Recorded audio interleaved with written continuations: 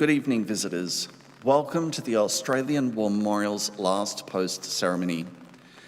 My name is Troy Clayton, and joining us today from the Australian Army is Warrant Officer Class 2, Travis Barnes.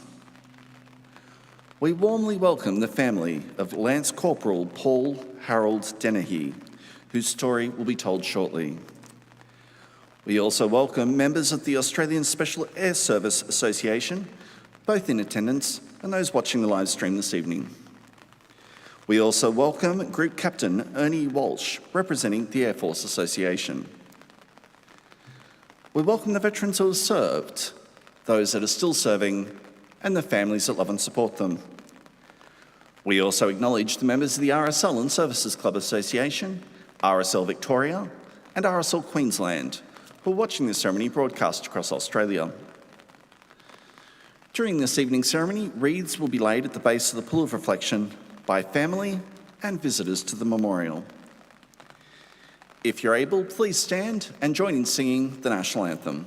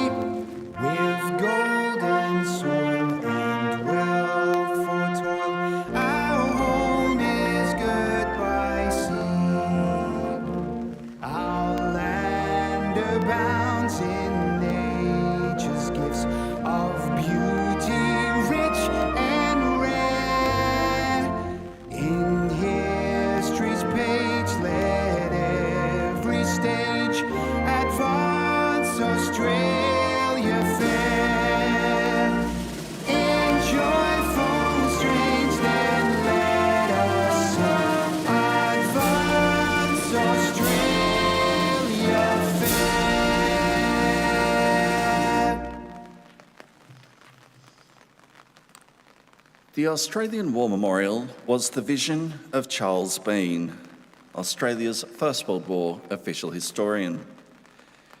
Bean landed with the Australian troops on Gallipoli and stayed with them at the front through to the end of the war. The idea of this national memorial and museum came to him at Pozières, France, in the depths of the bloody fighting of 1916. Bean's idea was that this would be a place where families and friends could mourn their loved ones buried in faraway places.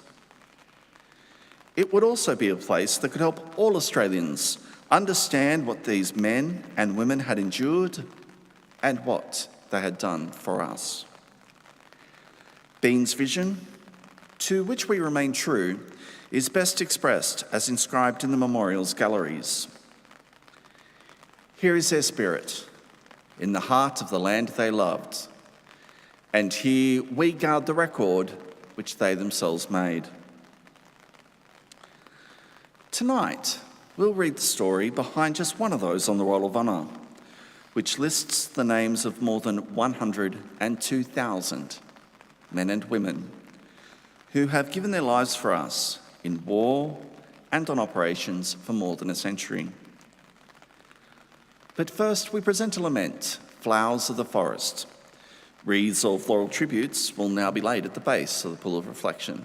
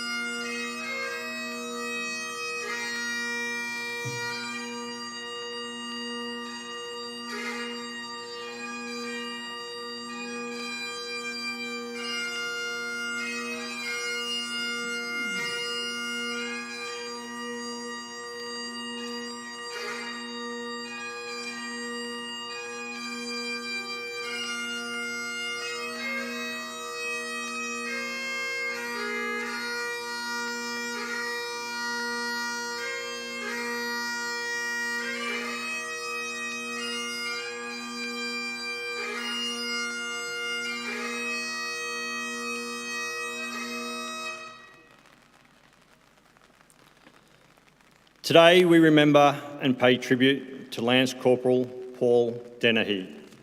Paul Denehey was born in Melbourne on the 21st of January 1944, the eldest of 6 children, born to James and Kathleen Denehey. James and Kathleen had both served during the Second World War. James was with the Royal Australian Navy's Dockyard Police at Williamstown, while Kathleen served with the Australian Women's Army Service and Land Army. The Denehey family initially lived in Keilor until 1952, when they moved to a war service home in Parkdale. Paul attended Parkdale Primary School and later Bentley High School. After leaving school, he went to work for Myer in the furnishings department. He had a wide variety of interests, including stamp collecting, fly fishing, bird watching, riding his bike, playing Australian rules football, and supporting the North Melbourne Football Club. He was also a member of the youth group at the local Church of Christ. He was well known and highly regarded throughout his neighbourhood. On the 22nd of February 1962, shortly after his 18th birthday, Paul joined the Australian Regular Army. After basic training, he was sent to the School of Signals at Balcombe. Here, he became a member of the 1762 Basic Operator, Wireless and Line, or ALS course. He completed this course and was posted to 1 Division Signals Regiment at Ingleburn. On the 13th of August 1963, Paul was posted to the 1st Special Air Service Squadron at Swanbourne in Western Australia. Here, he took part in numerous training. In 1964, he took the Recondo course to qualify as a Special Forces soldier. In February 1965, Paul deployed to Brunei with 1 Squadron SAS as part of Australia's commitment to the defence of Malaysia during the Indonesian Confrontation. It was the first time Australia's SAS had been deployed on active service. Paul wrote home as often as he could, writing letters to his parents and siblings. After serving in the border regions of Sabah and Sarawak, SAS patrols began deploying on claret operations, deniable reconnaissance patrols that ventured into the Indonesian province of Kalimantan. On the 24th of May 1965, Paul was part of a 4-man patrol sent into Indonesian territory to gather intelligence on a known Indonesian infiltration route. The patrol followed the border for a week before crossing into Kalimantan and followed a river for another 2 days. During the afternoon of the 2nd of June, the Australians were spotted by an elephant as the patrol crossed a ridgeline. The elephant, a rogue male with a broken tusk, attacked, and the patrol scattered. Paul's 3 mates made it to safety, but Paul did not. The elephant caught him as he tried to vault a log and gored him under his ribcage with a broken tusk. Patrol medic Lance Corporal Stephen Bloomfield began applying aid while 2 men made a stretcher. To avoid the elephant, the patrol moved off the ridgeline, initially carrying Paul on the stretcher, but due to the terrain, they were forced to take turns in carrying him on their backs. The patrol stopped after several hundred metres and Bloomfield attempted to communicate with headquarters. But the radio had been damaged by the elephant, and while it could transmit, the patrol could not be sure the radio would receive, as their messages appeared to go unanswered. The patrol spent the night where they had stopped and in the morning attempted to move towards the Malaysian border. Paul's wound was causing him extreme pain. Patrol Commander Sergeant Roy Weir was forced to split the patrol. Bloomfield was tasked to remain with Paul while Weir and Corporal Ryan Littler went for help. Unbeknown to Bloomfield, his transmissions had been received and patrols from the SAS and Gurkhas were mobilised on the 4th of June. The same day, Weir and Littler were located at a landing field and taken by helicopter to join the rescue patrol. Around 10 a.m. on the 7th of June, the SAS and Gurkha Patrol with Weir and Littler made it back to where they had left Denehey and Bloomfield. They found Paul Denehey dead and Bloomfield missing. Bloomfield had continued giving first aid to Paul for several days until his supplies ran out, attempting to signal headquarters on several occasions. With no supplies and Paul in extreme pain, Bloomfield made the difficult choice to leave his stricken mate and go for help. After crossing back into Borneo, he was located by a Gurkha patrol. As he led the patrol back towards Paul's location, Bloomfield received word that Weir and Littler had made it back and that they had found Paul dead. He was 21 years old. Paul Denehey was the first member of the Australian Special Air Service Regiment to die during active service. His body was recovered and taken to Singapore, where he was initially laid to rest in the Ulu Pandan Military Cemetery. In 1975, his remains were reinterred into Kranji Military Cemetery at Singapore. The Denehey family was devastated by the news of Paul's death. His father, James, had retired from the Navy after 25 years of service the day news of his son's death was received. Paul Denehey's name is listed on the Roll of Honour on my left, one of 22 Australians who died as the result of their service in the Indonesian Confrontation.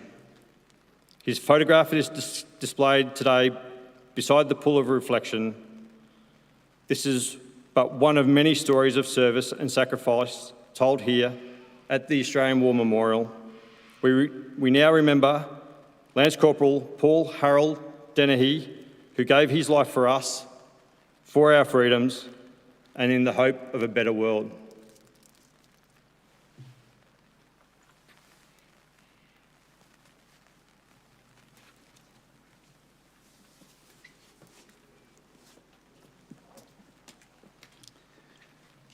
Please stand for the reading of the Ode and the sounding of the last post.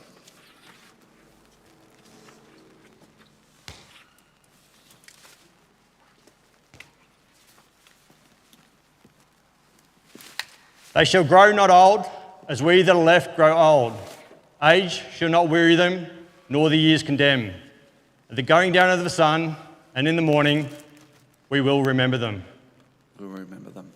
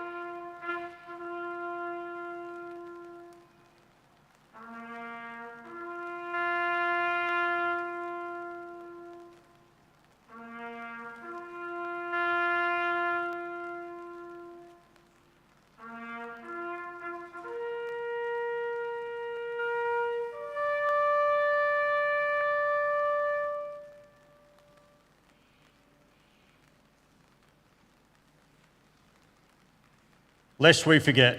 Lest we forget.